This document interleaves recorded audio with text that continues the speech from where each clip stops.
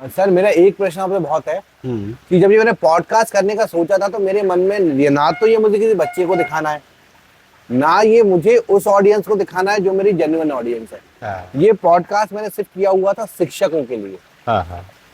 क्योंकि हम एक चीज देख रहे हैं, शिक्षकों को पढ़ाने के अलावा सारे काम करवाए जा रहे हैं। उनको दूसरे कामों में इतना व्यस्त कर दिया गया है कि उनके पास सारा, देखिए आप कहीं भी स्कूल में अगर 50 टीचर भी हैं तो आप भी ये चीज जानते हैं, मैं भी ये चीज जानता हूँ, करने वाले 10 लोग ही होंगे जो उसमें एक्टिव होंगे, जो उन चीजों को कर रहे होंगे। वही 10 लोग उन सारी चीजों में पढ़ जाते हैं और वही 10 लोग श्रेष्ठ शिक्षक होते हैं। तो कहीं ना कहीं बच्चों की पढ़ाई, कहीं बच्चों की अपार आईडी, कहीं बच्चों का यूडाइस, कहीं बच्चों की दूसरी चीज ही कंप्लीट करने में निकल जा रही है। Hello guys, welcome to the another episode of the Yogensi Show. Today we are having a very special guest, Sri Rajendra Kumar Goyal sir. Sir, we welcome you in our podcast. जी। अगर मैं sir के बारे में आपको बताऊं तो sir government school में प्राचार्य हैं और उसके साथ शिक्षा, उसकी नीति और बच्चों को कैसे सही शिक्षण दिया जाए उसके पुरजोर प्रयासक हैं। सर, हम बहुत अपने आप को गर्वान्वित महसूस करते हैं कि आप हमारे बीच हैं। मैं योगेंद्र बाबू आपको बहुत बहुत धन्यवाद देता हूं और मैं यह भी कहना चाहता हूं कि जो आपकी टीम है, उनके टीम का जो सारी टीम को जो इतना मेहनत करके आप लाए हैं और कर रहे हैं, तो मैं बाबा गणेश जी की शुभ आशीर्वाद से आपका जो मिशन है शिक्षा के क्षेत्र में, उसको आप जो भी आपके प्रश्न होंगे हम दोनों उस पर चर्चा करेंगे। सर, मेरा पहला प्रश्न मैं बिना किसी लाग लपेटे के आपसे करना चाहूंगा। एक बहुत प्रश्न चिन्ह उठाए शिक्षक के ऊपर कि सरकारी नौकरी लगने के बाद सरकारी शिक्षक बच्चों को नहीं पढ़ाना चाहता। देखिए योगेंद्र बाबू, जैसे ये जो पब्लिक में इस प्रकार का संदेश पहुंचा है, मुझे ऐसा कहीं से कहीं तक नहीं लगता है। सिर्फ इसमें हमारी विचारधारा होती है। जो शिक्षक अपॉइंटमेंट होते हैं, जो ज्वाइनिंग पाते हैं, उनके भी कभी कि स्वाभिमान रहता है, वो इस हिसाब से शिक्षा के क्षेत्र में जाते हैं। मगर कभी कभी ऐसा वहाँ पर मिलता है, देखने को मिलता है, माहौल तैयार ठीक से नहीं होता है तो पिछड़ जाते हैं। मगर ऐसा कहीं है नहीं, मुझे नहीं लगता। नहीं तो जो 1992, 51 और 52 की जो प्रथम पंचवर्षीय योजना में शिक्षा के क्षेत्र में जो कदम बढ़ाए भारत सरकार ने, मध्य प्रदेश सरकार ने, वहाँ पर पुरुषों का जो और महिलाओं का रेशो साक्षरता में बहुत कम था, बहुत कम था। और अगर आज हमें ये चीज़ को देखना चाहें तो हमारा लगभग 84% साक्षर पुरुष है और लगभग 74% महिलाएं। तो शासन ने कहीं ना कहीं शिक्षा के क्षेत्र में काम तो अच्छे किए हैं। अगर ये मान ली जाती है, थोड़ा धारणा बना ली जाती है, वो एक अलग बात है। मगर मुझे कहीं ऐसा लगता नहीं कि मध्य प्रदेश सरकार बराबर स्कूल भी खोल रही, प्राइमरी एजुकेशन खोल रही, मिडिल और हायर, और अब तो स्किल डेवलपमेंट में मध्य प्रदेश सरकार बहुत अच्छा काम कर रही है। प्रश्न ये आ जाता है जी कि अगर सरकार सब कुछ कर रही है, सारी सुविधाएं हैं, तो सरकारी स्कूलों से दिन ब दिन बच्चे कम क्यों होते जा रहे हैं? इसका वो एक कारण है कि हमारी जो सरकारें हैं पूरा एक बहुत अच्छा फाउंडेशन तैयार करना चाहती हैं। जैसे कि अभी के परिदृश्य में देखो, सीएम राज है, पीएम श्री स्कूल हैं, उत्कृष्ट विद्यालय हैं, और भी विद्यालय हैं, काफ़ी सुख सुविधाएं तैयार किया जा रहा है। मगर आप जो एक बात कह रहे हैं कि इतना सब कुछ करने के बावजूद भी लोग प्राइवेट की ओर क्यों जा रहे हैं, तो इसका मूल कारण थोड़ा मैं यह भी समझता हूँ कि पहले का जो परिदृश्य था और आज के परिदृश्य में देखो तो इकोनॉमी की ग्रोथ हुई है। इसके कारण लोग एक अच्छी शिक्षा की ओर बढ़ते हैं। हालांकि शिक्षा दोनों ही जगह एक सी है। हम ये नहीं कहते कि प्राइवेट स्कूल अच्छे नहीं हैं, प्राइवेट स्कूल भी अच्छे हैं, मगर गवर्नमेंट स्कूलों में कहीं भी ऐसा नहीं है कि उनकी शिक्षा अच्छी ना हो। कभी कुछ व्यवस्थाएं नहीं बन पाती हैं गवर्नमेंट की, इसके कारण थोड़ा सा उसमें गिरावट आती है। मगर मुझे निकट भविष्य में दिख रहा है सरकार की जो योजना है उसके कारण फिर एक बार पुनः सरकार टूर भी भेज रही है। सरकार से उनको व्यवसाय जो वोकेशनल ऐड करनी है, कहीं इलेक्ट्रॉनिक्स है, कहीं एग्रीकल्चर है, सारे ट्रेड्स दिए जा रहे हैं। जो प्लानिंग तो उनकी बहुत बढ़िया है, लेकिन एग्जीक्यूशन जब हम ग्राउंड लेवल पे देखते हैं तो कहीं ना कहीं वो लोकल पॉलिटिक्स के कारण भी दब जा रहा है। ये ठीक है, क्योंकि जो स्कूल हमारे तैयार किए जाते हैं, इसके एक थोड़ी जो बुनियाद शासन बनाती है, जैसे ग्राम पंचायत स्तर से, तो कहीं ना कहीं ग्राम पंचायत स्तर ऐसा समझता है कि स्कूल हमारे अंडरटेकिंग काम करेंगे, जबकि वास्तविकता ये है कि वहाँ का इंफ्रास्ट्रक्चर वो तैयार करेंगे। स्कूल में राजनीति नहीं होनी चाहिए, मगर किन्हीं कारणों से उसमें हो जाता है, जिसके कारण क्या स्टाफ वर्क होता है तो दबाव में आता है, और ऐसी समस्याएं ऐसी ज़्यादा हैं नहीं, मगर उस समस्याओं को उत्पन्न कर दी जाती उत्पन्न कर लिया जाता है। थोड़ा सोशलॉजी ठीक से नहीं हो पाती, इसके कारण भी ऐसा होता है। अगर मैं अपनी बात तो नहीं कहता हूँ, मगर मुझे इतना अनुभव है, लगभग 26 साल में मैंने देखा है कि मैं पिपलदार गवर्नमेंट हायर सेकेंडरी स्कूल में रहा, 16 साल रहा, जहाँ मैंने देखा लगभग 2008 में आया तो छात्र संख्या बहुत कम थी, मगर लगभग 16 साल के प्रयास में आज वहाँ पर बहुत अच्छी छात्र संख्या है। अब तो वो एकीकृत शाला हो गई, जिसमें लगभग 900 के दरमियान बच्चे थे, मगर इसमें कहीं ना कहीं कारण समाज से जुड़ने का कारण भी है। ऐसा नहीं समाज को उस चीज़ का पता नहीं है, शिक्षा के क्षेत्र में उन चीज़ों को पता नहीं कि बच्चा क्या करेगा, उसे तो सिर्फ ये लगता है कि पढ़ाई होना चाहिए। तो इसमें सुधार की बहुत ज़रूरत तो है, और शासन कर भी रही है, शासन अपना पूरा प्रयास कर रही है, और हमारे ग्रामीण क्षेत्र नहीं, पर भी इसमें मैंने लोग देखा प्रयास कर रहे हैं। सरकार के कुछ अभी आयाम जो शुरू हुए, वो आयाम कुछ ऐसे भी शुरू हुए कि उन्हें पीएम श्री का वो किया, सीएम राइज, अब जो संदीपनी स्कूल के नाम से जाने जाएंगे। हाँ हाँ। लेकिन सीएम राइज और पीएम श्री की योजना के पीछे लॉजिक क्या रहा? क्योंकि केंद्रीय विद्यालय भी पीएम श्री हुए, और जो एनसीईआरटी ला दी गई मध्य प्रदेश के अंदर। हाँ हाँ। देखो, जहाँ तक बात है पीएम श्री की बात है, उसमें मैंने लगभग 1 साल उस संस्था के बीच में रहा, तो मैंने देखा कि वो सरकार यह चाहती है कि वहाँ पर इंफ्रास्ट्रक्चर ठीक नहीं है, मतलब पर्याप्त सुविधाएं नहीं हैं, जैसे बिजली है, पानी है, शौचालय वगैरह हैं, बैठने की व्यवस्था है। आज की स्किल डेवलपमेंट में जो जितने भी इलेक्ट्रॉनिक सामग्रियां हैं वो नहीं हैं, तो शासन ने पीएम श्री के नाम से स्कूल, तो वहाँ पर एक तरह से जो व्यवस्थाएं नहीं है वो मूलभूत सुविधाओं को पूरा तैयार कर रहे हैं। मुझे तो वो योजना बहुत शानदार लगती है, उसमें कहीं से कहीं कमी नहीं है। सिर्फ बात यह है कि उसका बहुत अच्छा क्रियान्वयन हो जाए, और क्रियान्वयन भी कौन करेगा? वहाँ की कार्यकारिणी करेगी, एसएमडीसी के जो सदस्य हैं, प्रिंसिपल हैं, गांव के जो हैं, सभी अगर उसको साथ देंगे तो योजना तो बहुत शानदार। क्योंकि भारत सरकार की जो योजना आई है, इसी के तारतम्य में मध्य प्रदेश सरकार में भी सीएम राइज योजना चल रही, बहुत शानदार है, इसमें कोई कमी नहीं है। अभी जो स्कूल तैयार किए जा रहे हैं, मैं अनुमानता बताऊंगा लगभग 36 करोड़ के आसपास है, ये पूरा मतलब अनुभव है। और उस बिल्डिंग का जो इंफ्रास्ट्रक्चर तैयार किया गया है वो तो गजब का, मैंने कोरबाई में देखा, और भी अपन टीवी पर देखते रहते हैं, बहुत शानदार। हाँ, सारी चीजें क्रियान्वयन हो जाएं, हाँ हाँ। लेकिन एक जो मेजर इशू जो आता है कि शिक्षक कहीं ना कहीं काम तो करना चाह रहा है, लेकिन कहीं ना कहीं एक तकबा उसे है वो दबाने की कोशिश में भी है कि कहीं उनके वर्चस्व बोध में कमी ना आ जाए। देखिए, यहाँ पर मैं एक बहुत अच्छी बात कहूँगा आपसे, रामधारी सिंह दिनकर की एक रचना है। सब एक चीज और देखने मिलती है, जो शिक्षक आता है, नया शिक्षक आता है, वो पूरे फोर्स के साथ आता है, स्कूल के लिए कुछ अच्छा करना चाहता है, लेकिन कहीं ना कहीं वो लोकल पॉलिटिक्स में उसकी जो मंशाएं हैं वो दबी रह जाती है। देखिए, यहाँ पर मैं आपको एक रचना सुनाता हूँ, फिर मैं आगे बात बढ़ाऊंगा कि है क्या और क्या होना चाहिए। आपने पढ़ा होगा, जैसे अधिकार खोकर बैठ रहना यह बड़ा दुष्कर्म है, न्यायात अपने बंद को भी दंड देना धर्म है, इस तथ्य पर ही कौरवों में पांडवों में रण हुआ, जो भव्य भारतवर्ष के कल्पांत का कारण हुआ। इसका देखिए क्या है, हमें अपने सर इसमें तो मैं भी ये मानता हूँ दिनकर जी का, हाँ, कि जब नाश मनुष्य पर छाता है पहले विवेक मर जाता है। सही है।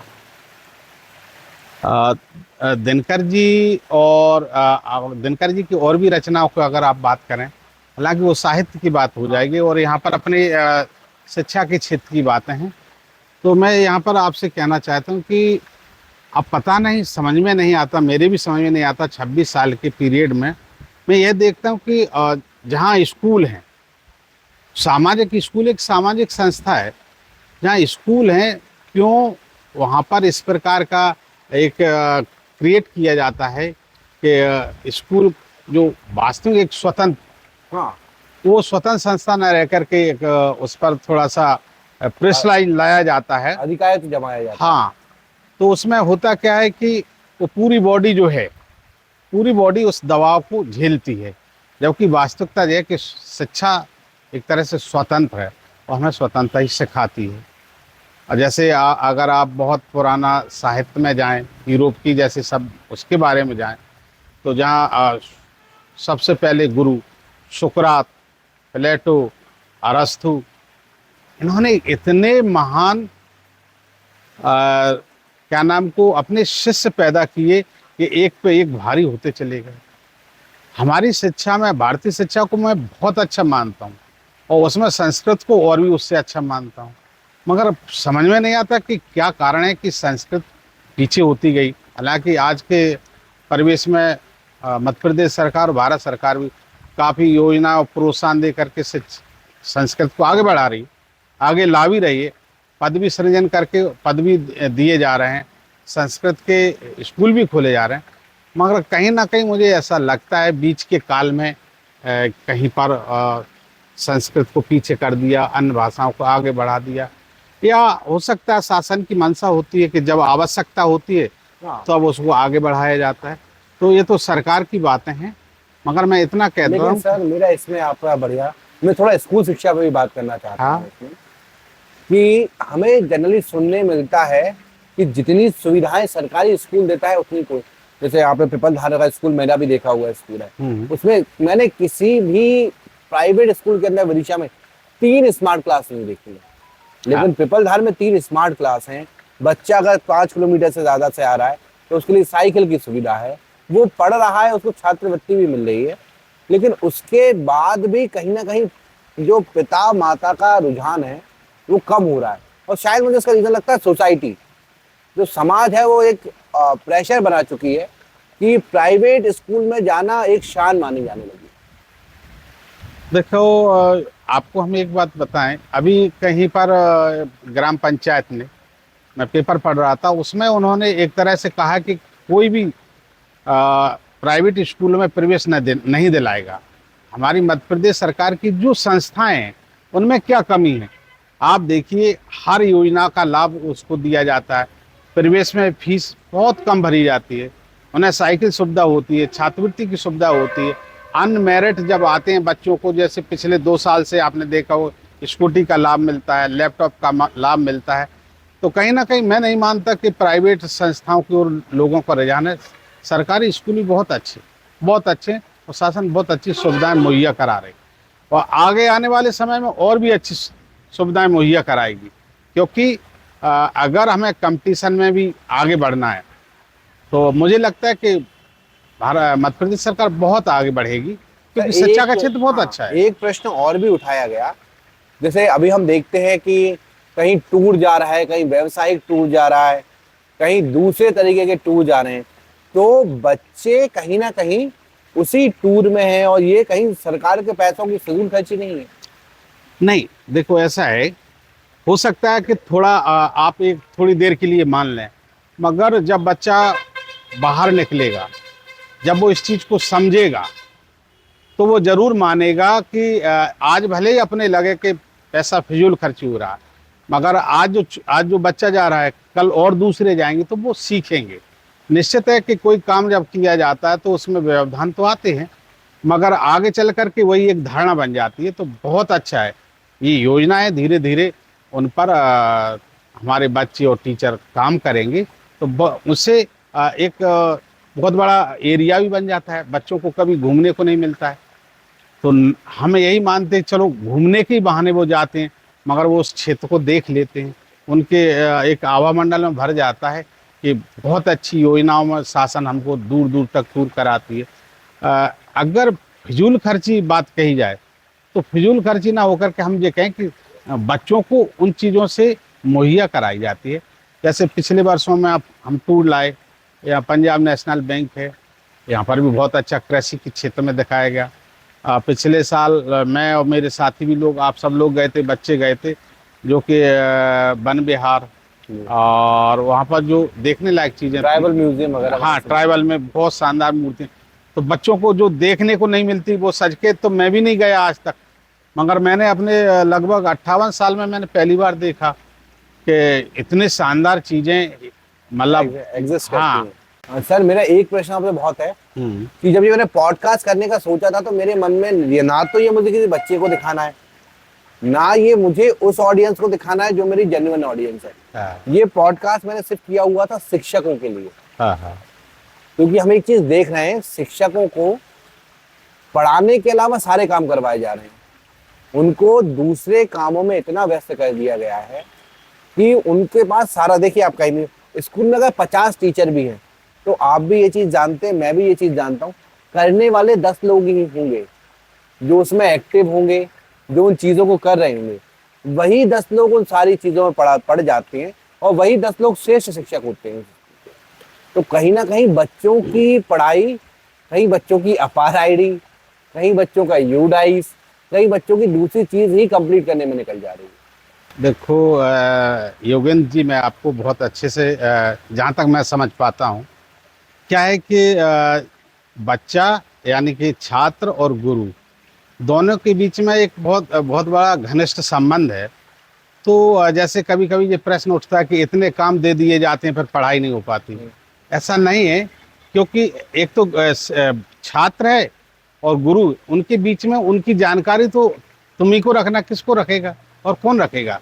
जानकारी आपको तैयार करना, जानकारी आपको बनाना भी है और वरिष्ठ कार्यालय को भेजना भी है। कारण क्या, वहां पर आकर के और कोई तो देगा नहीं। पंचायत में भी शिक्षक को फंसा दिया जाता है, कहीं ग्राम सभा में ड्यूटी है, कहीं इस सभा में ड्यूटी है, कहीं आज नेताजी की रैली है तो उसमें बस भर के जानी है। तो शिक्षक को इसमें भी उलझा दिया गया है कि वो बच्चों और स्कूल को छोड़ के गांव के लोगों को इकट्ठा कर रहा है, क्योंकि हमारे आदरणीय नेताजी आ रहे हैं तो उनकी रैली में भीड़ हो जाए। देखिए, अगर आप ये कहें तो ये बहुत अच्छी बात है कि हमें परिचित कराना है। कहने का मतलब ये नहीं कि कोई आ रहा है, हमें उनसे परिचित कराना है। योजनाएं तो वो ही ला करके दे रहे हैं, नेताजी ला करके दे रहे हैं। आपको जो कुछ दे रहे हैं नेताजी ला करके दे रहे हैं, योजनाएं बना रहे, भ्रमण कर रहे हैं, तो वहाँ पर जो कमियां हैं देख रहे हैं, और देखने के बाद उनको पता चल रहा है। जैसे कि मैं अभी Karaiya higher secondary school high school में, वहाँ पर मैंने देखा, मैंने कहा कि सर यहाँ पर समस्या है। तो अब जब वो आए और उनसे अपनी समस्या कही तो उन्होंने तत्काल कहा कि हम इस काम को गोयल जी कराएंगे। तो कहने का मतलब ये है कि वो हमारे स्कूल का अंग है। नहीं, सहयोग तो उनका रहता है। हाँ, रहता है। कहीं ना कहीं शिक्षा में व्यवधान तो है सर, ये तो हमें कहीं ना कहीं मानना। देखो, व्यवधान जब होता है कि हम करना नहीं चाहते। हाँ, हम करना नहीं चाहते तो हम उसको व्यवधान मान लेते हैं। मैं लगभग इतने 26 साल की उम्र, 26 साल सर्विस करने में मैंने कहीं यह नहीं पाया है क्या है कि हम किसी को अपने आप में बड़ा छोटा समझ लेते हैं। हाँ, अगर हमें बड़ा छोटा आ जाता है तो हमें ये लगता है ये काम हमसे क्यों कराया जा रहा है, जबकि वास्तविकता ये है कि वो काम तुम अच्छा कर सकते हो।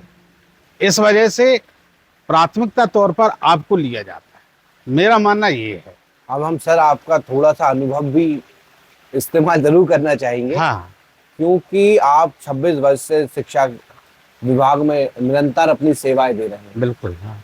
तो एक स्कूल को सुचारू ढंग से कैसे चलाया जाए, यहाँ पर बच्चे भी प्रसन्न हों, शिक्षक भी प्रसन्न हों, और साथ में जो 2-4 हमारे आदरणीय वो भी प्रसन्न रहे। देखिए योगेंद्र जी, बहुत अच्छी आपने जो प्रश्न किया है, मैं भी महसूस करता हूँ कि आपने चेम्स फोर्ड का एक कथन सुना होगा जी, कि विपत्ति से बढ़कर तजुर्बा दिलाने वाला विद्यालय आज तक नहीं खुला है। हमें माहौल हमें ही तैयार करना पड़ेगा। अगर आप जैसा माहौल तैयार करेंगे, बच्चे वैसे ही पैदा होंगे। अगर आप माहौल अच्छा तैयार नहीं कर पाते तो ये मैं अब मानता हूँ कि हमारे कॉपरेशन में कमी है। मुझे कभी नहीं लगा कि हमने माहौल तैयार नहीं कर पाया। जहाँ भी रहा हूँ हमने माहौल तैयार किया और माहौल बना, कभी उसमें अदरवाइज कोई बातें नहीं आई। तो माहौल तो शिक्षक को समाज के बीच में रह करके काम करना है, क्योंकि हम एक सामाजिक प्राणी और समाज आपसे एक अपेक्षा रखता है। जितनी अच्छी हम शिक्षा दे सकेंगे उतना अच्छा हमारा नागरिक अच्छा बनेगा। सर शिक्षक का कर्तव्य बिना किसी उसके, बिना किसी क्रीमिंग के, बिना किसी इसके कि शिक्षक ये है वो है, शिक्षक का बेसिक मूल्य कर्तव्य क्या है? बहुत सही कहा। देखिए इब्राहिम लिंकन का कथन है, फिर मुझे आ जाता है याद।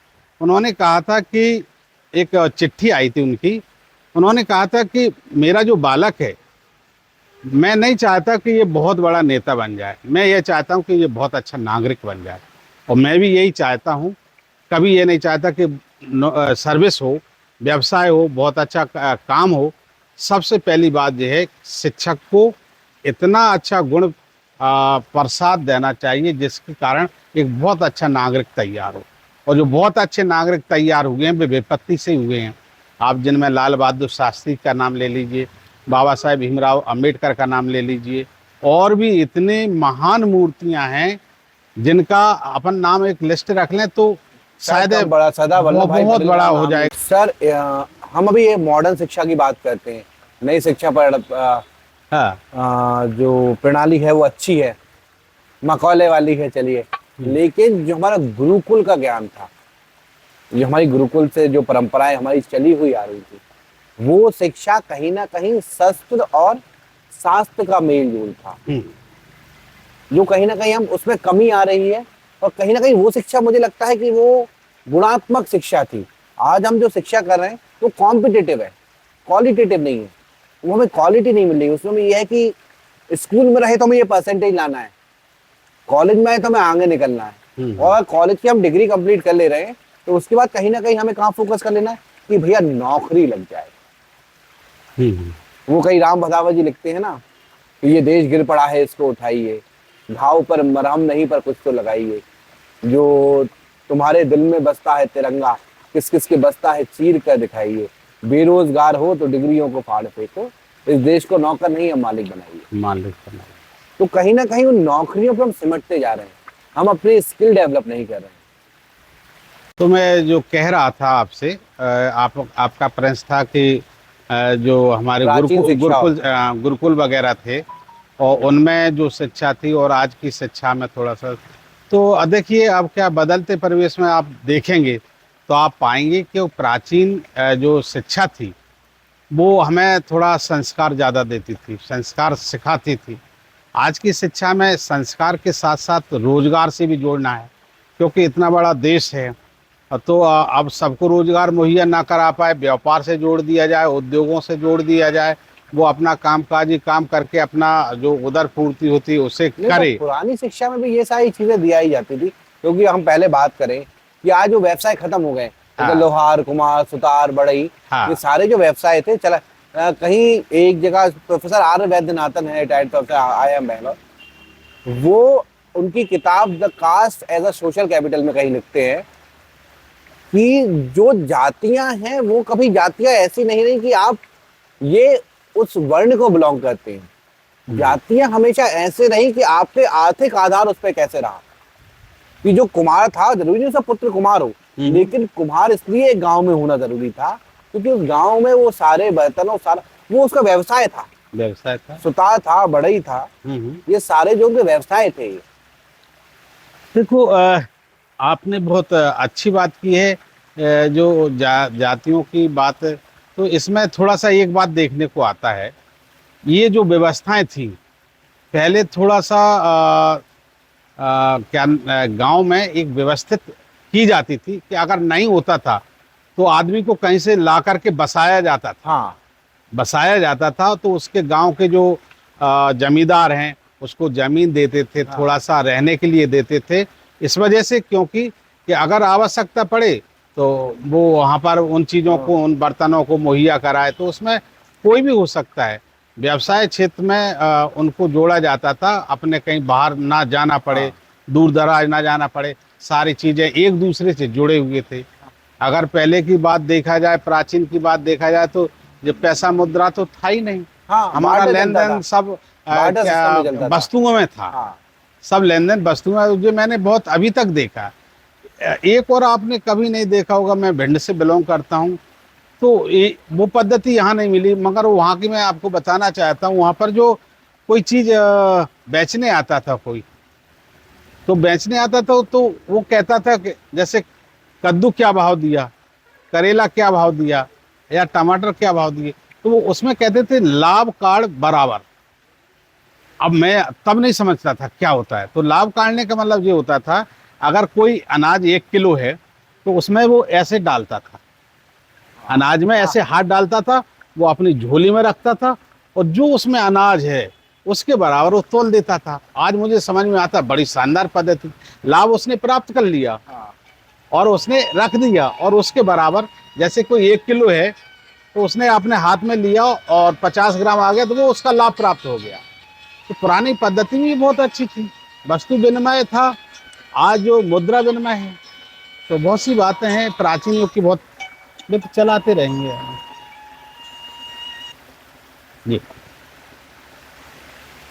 इसके अलावा सर आप पॉलिटिकल साइंस के शिक्षक भी रहे हैं, प्राचार्य तो आप अभी कुछ समय पहले ही हुए। हाँ तो आपके हिसाब से जो राजनीति हाँ का पर्याय क्या है? क्योंकि हम पॉलिटिकल साइंस पढ़ते हैं, हमने तो फेडरल गवर्नमेंट पढ़ रखा है।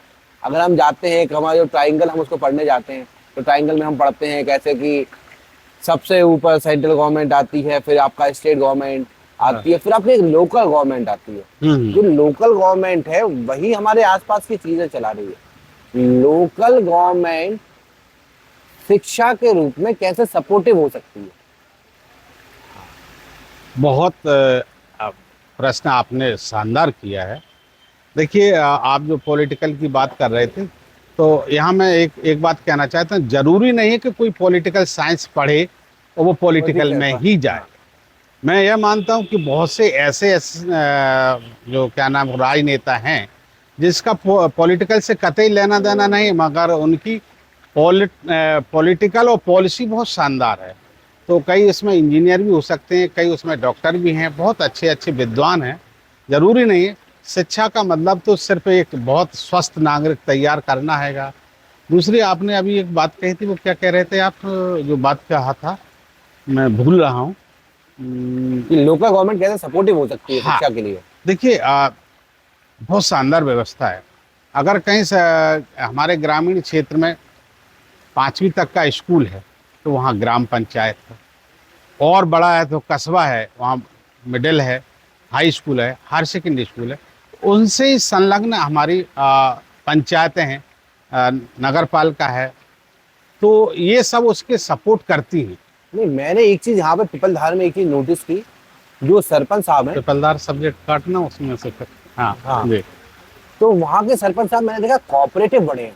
हाँ क्योंकि 26 जनवरी के कार्यक्रम में मैं काफी समय से देख रहा हूँ, और भी स्कूल देखे, लेकिन बच्चों का उत्साहवर्धन करने के लिए कोई नहीं होता है। मैंने देखा, वो चलिए वो अमाउंट मिनिमल हो सकता है, ज्यादा हो सकता है, कम हो सकता नहीं है, वहाँ लेकिन उन्होंने किसी एक भी बच्चे को नहीं छोड़ा, उसको प्रोत्साहन दिया। अगर वो बच्ची है उसको प्रोत्साहन देकर उसको पैर छुए, तो ये बच्चों के लिए सबसे बड़ा प्रोत्साहन है कि भैया एक जो अपर बॉडी है, जो प्रथम नागरिक है मेरे गांव का, वो मेरे लिए खड़ा हुआ है, वो मेरे लिए स्टैंड ले रहा है। बहुत सही बात है। मैं लगभग 16 साल वहाँ पर रहा, तो मैंने देखा वहाँ पर जो ग्राम पंचायत में जब जब राष्ट्रीय पर्व, चाहे 15 अगस्त हो, चाहे 26 जनवरी हो, गांव के सरपंच साहब आते थे और बच्चों को बहुत ज़्यादा पुरस्कार देते थे। मगर वर्तमान में जो अभी हैं, मैं उनके बारे में कह सकता हूँ कि बहुत शानदार बच्चों को प्रोत्साहन राशि देते हैं और प्रोत्साहन करते हैं, और हर कार्यक्रम में बढ़ चढ़ करके वो भाग लेते हैं, चाहे वो राष्ट्रीय कार्यक्रम हो और चाहे वो तुम्हारे सोशल के लोकल कार्यक्रम। बहुत शानदार काम करते हैं। मैं तो आपने जो कहा, तो मैं कहूँगा वो तो बहुत बड़े दीर्घायु हूँ, क्योंकि मैं उनके बीच में रहा और उन्होंने मुझे सदैव गुरु पालन से ही बात करी, गुरु जी। तो मैं तो कहता हूँ कि मेरा शुभ आशीर्वाद है उस गांव को, उस सरपंच को, वहाँ की जनता को, जनार्दन को, क्योंकि बहुत शानदार काम मिलकर के करते हैं। बाइंड अप करते हुए जी, कुछ चीजें मेरे दिमाग में हैं जी, कि शिक्षा पद्धति क्या है, कैसे समझी जाए, और टीचर क्या कार्यवान है। क्योंकि कहीं ना कहीं जो नया शिक्षक होता है वो शिक्षक अच्छा है, लेकिन अनुभवहीन है। हाँ। देखिए योगेंद्र जी, अपन एक बात को बहुत अच्छे से मानते हैं कि व्यक्ति जीवन में परिपूर्ण तो कभी नहीं होता है। परिपूर्ण कब होता है? जब वो पूरे जीवन को सारे बसंतों को देख लेता, तब परिपूर्ण होता है। कोई भी आदमी की थ्योरी जब लिखी जाती है जब वो चला जाता, अच्छा था या बुरा था। तो मैं ये इतना कह सकता हूँ कि शिक्षा के क्षेत्र में जो भी काम करें, जो भी टीचर हैं, जब पहले पहले आते हैं तो हो सकता है उनकी एजुकेशन तो हायर हो, बहुत अच्छी हो, मगर बहुत अच्छा अनुभव नहीं हो पाता है। वो रह करके अनुभव होता है, वो समाज में रह करके होता है, वो शिक्षक परिवार में रह करके होता है, वो बच्चों के बीच में रह करके अनुभव प्राप्त करते हैं। और फिर वहाँ का सबसे बड़ी बात है एनवायरनमेंट कैसा है, वैसा ही वो व्यक्ति ढल जाता शिक्षक अपनी मर्यादा में भी रहे, वो भी बहुत जरूरी है। देखिए कई कहीं घटनाएं नहीं, हमें सुनने हाँ, मिलती हैं शिक्षा विभाग में खास तौर से। सही है, कहीं नहीं लिखा कि शिक्षक हमारे आदित हो, क्योंकि शिक्षक से तो लोग सीखते हैं। जैसा शिक्षक करेगा वैसा ही वो जो छोटा अबोध बच्चा है वो वैसा ही अपनी एक्टिविटी करेगा। इस वजह से बच्चों के बीच में रह करके बहुत शांत स्वभाव से, जैसे मैं लगभग काफ़ी स्टाफ के बीच में रहा, तो वहाँ पर एक आपने भी सुना है, आप सर इसको इस वार्तालाप को हम खत्म करते हुए मैं आपसे ये कहना चाहूंगा, आज जो बात हुई, जो हमें नया अनुभव प्राप्त हुआ, जो चीजें आपके एक्सपीरियंस से थी हमें मिले, अगर हम उसको एक सार के रूप में लेना चाहें तो कैसे होगा? मैं थोड़े से शब्दों में आपको ये कह सकता हूँ कि शिक्षा के क्षेत्र में हमें काम करें या हमको जो अवसर मिले या किसी को भी अवसर मिले, वो बेहतर से बेहतर कैसे कर सकता है, उसमें वो अपना पूरा योगदान दे सकता है। कोई भी ऐसा नहीं है, हर क्षेत्र में व्यक्ति अपना पूरा 100% योगदान दे सकता है। तो मैं ये कहता हूँ कि बहुत अच्छी बात है आपने जो आज का जो सब्जेक्ट शिक्षा के क्षेत्र में रखा है। मैं आपको और सारी टीम को मेरे सामने तो वो बेचारे बच्चे हैं, मगर मुझे ऐसा लगता है कि बच्चे बहुत ज़्यादा क्वालिफाइड और इतना स्किल करने के लिए शिक्षा से जुड़ा रहना बहुत अच्छी बात होगी। मैं इसको समाप्त करते हुए मैं आपकी पूरी टीम को धन्यवाद देता हूं कि मेरा इंटरव्यू तो पहली बार हुआ है, मगर मेरे बच्चे ने लिया तो मुझे और ज़्यादा खुशी होती है। Thank you. ओके, बहुत बहुत धन्यवाद सर। ओके, और आप हमारे साथ जुड़े रहिए द योगेश शो में। हाँ, कुछ नई चीजें जो आपके लिए हैं और आपकी हैं, हम आपके बीच में लाते रहेंगे। Thank you. Thank you so much.